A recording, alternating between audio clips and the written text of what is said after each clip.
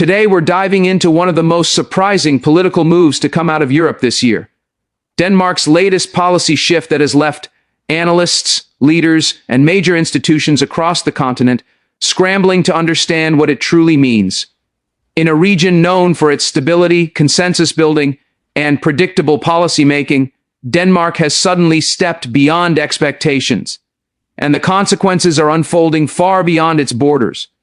Denmark may be a small country, but once again it proves that even small nations can send big shockwaves through Europe. Denmark has long been seen as a reliable, steady, quietly influential member of the European community. It rarely seeks dramatic confrontation or sweeping ideological battles. Yet this latest policy decision marks a deliberate break from that tradition. It signals a country willing to challenge norms, push boundaries, and possibly set a new direction for European governance. What makes the situation even more intriguing is the timing. Europe is already dealing with economic stress, migration pressures, shifting security concerns, and questions about technological sovereignty.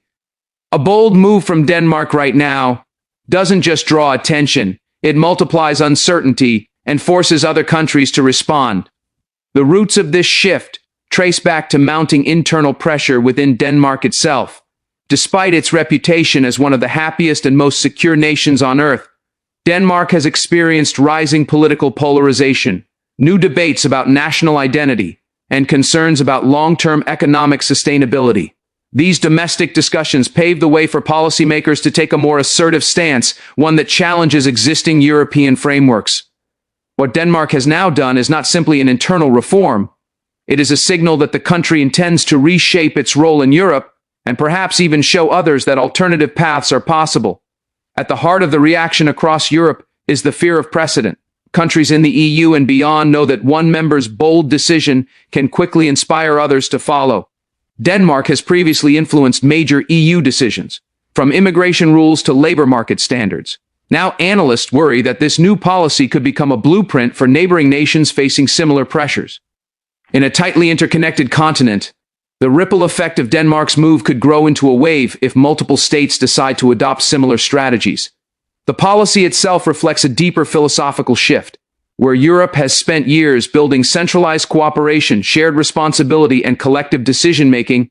Denmark's approach now emphasizes autonomy, national control, and strategic independence. This doesn't necessarily mean Denmark wants to distance itself from Europe, but it does suggest a desire for greater flexibility, especially in areas where Danish interests diverge from the broader European vision. That divergence is exactly what is causing discomfort in major capitals like Berlin, Paris, and Brussels. Part of the shock comes from how swiftly Denmark acted. European institutions often operate on long negotiation cycles, extended debates, and gradual compromises. Denmark, however, pushed this policy forward with uncommon speed, bypassing the drawn-out processes normally expected in such decisions. This has left other leaders scrambling to interpret Denmark's intentions and assess how this unilateral move aligns or conflicts with existing European commitments.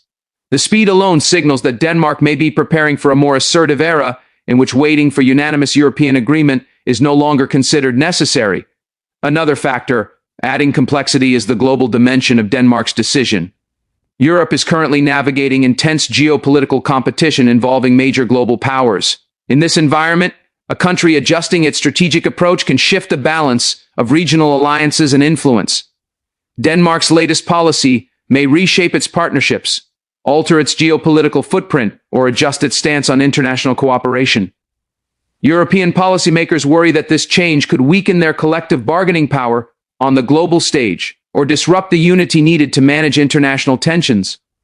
What makes the situation even more fascinating is that Denmark's move didn't come out of nowhere. Over the past decade, it has taken gradual steps towards stronger national decision-making in several areas. Observers now see this latest policy as the culmination of those long-standing trends. But because Europe as a whole is under pressure, Denmark's decision appears transformative rather than gradual. Even small steps can trigger big reactions when taken at the wrong or the right moment. For regular citizens across Europe, the debate is growing louder.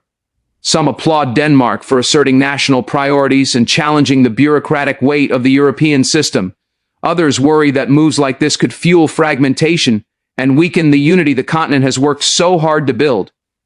In many countries, The public conversation has shifted from analyzing Denmark's policy to questioning whether their own governments should adopt similar strategies.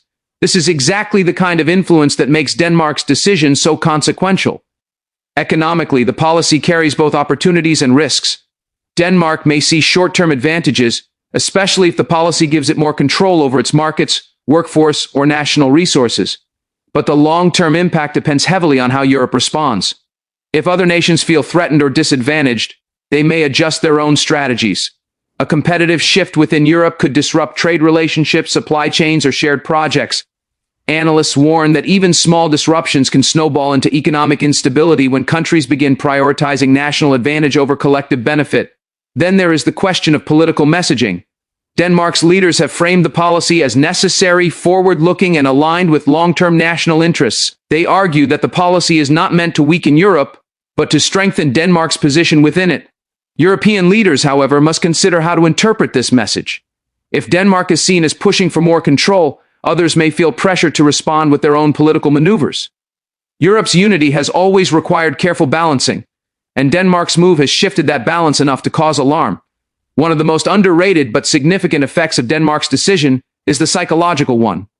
Europe functions not only on treaties and frameworks but also on trust, cooperation, and shared expectations. Denmark's policy introduces uncertainty into that environment. When a country long seen as stable and predictable suddenly changes course, others begin questioning what else could shift next. This uncertainty affects diplomatic relations, negotiation strategies, and the overall sense of cohesion within Europe. Despite the shock, Denmark's motivations are understandable. Small nations often feel the pressure to protect their interests amid larger European or global dynamics. Denmark's approach may reflect a desire to ensure long-term stability, preserve national identity, or adapt to new economic realities. Whether or not the decision succeeds, it undeniably represents a country taking control of its destiny. And in a world undergoing constant change, such actions can seem both bold and necessary. European leaders now face a difficult decision in how to respond. Should they pressure Denmark to adjust its policy? Should they adapt their own frameworks to accommodate Denmark's approach? Should they ignore the move and hope it doesn't inspire others? Each path carries risks. Any response could escalate tensions or set new expectations for what member states can and cannot do independently.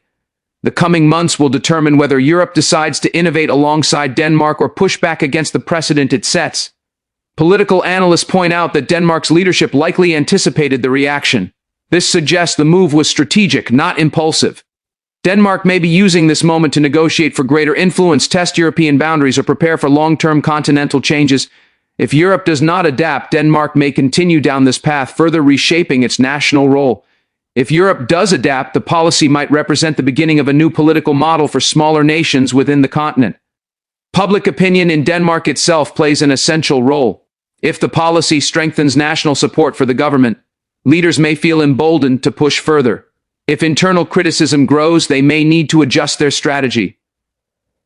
For now, the Danish public seems divided, but many support the idea of stronger national autonomy, especially in areas where they feel European policies are too rigid or disconnected from local realities.